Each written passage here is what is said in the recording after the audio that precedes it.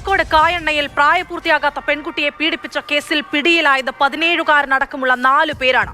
ഇൻസ്റ്റഗ്രാമിലൂടെ സൗഹൃദത്തിലായ പെൺകുട്ടിയെ പ്രതികളിൽ ഒരാളുടെ വീട്ടിലെത്തിച്ച് പീഡിപ്പിക്കുകയായിരുന്നു. കോഴിക്കോട് ജില്ലയിൽ നിന്ന് തന്നെ മറ്റൊരു പീഡന വാർത്ത കൂടി ഇന്ന് റിപ്പോർട്ട് ചെയ്തു. ഫറോക്കിൽ ഇതര സംസ്ഥാനക്കാരിയായ 17കാരിയെ പീഡിപ്പിച്ച കേസിൽ മലപ്പുറം സ്വദേശിക്ക് വേണ്ടിയുള്ള അന്വേഷണം പുരോഗമിക്കുകയാണ്.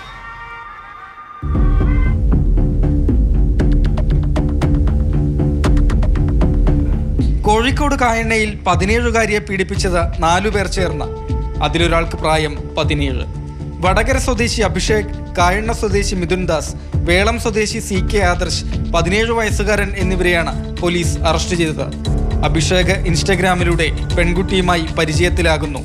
ഏപ്രിലായിരുന്നു ഇൻസ്റ്റഗ്രാം വഴിയുള്ള ചാറ്റുകൾ. പിന്നീട് മിഥുൻ ദാസിന്റെ കായണ്ണയിലെ വീട്ടിലെത്തിച്ചായിരുന്നു പീഡനം. 19കാരനായ അഭിഷേക് 3ാം തവണയാണ് പോക്സോ കേസിൽ പ്രതിയാകുന്നതെന്ന് പോലീസ്.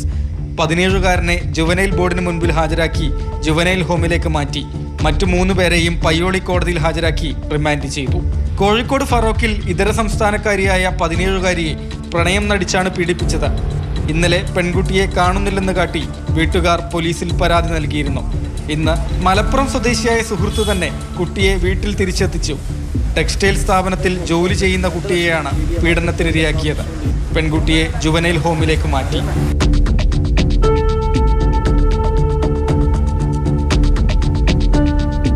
മാതൃഭൂമി ന്യൂസ്, കോഴിക്കോട്.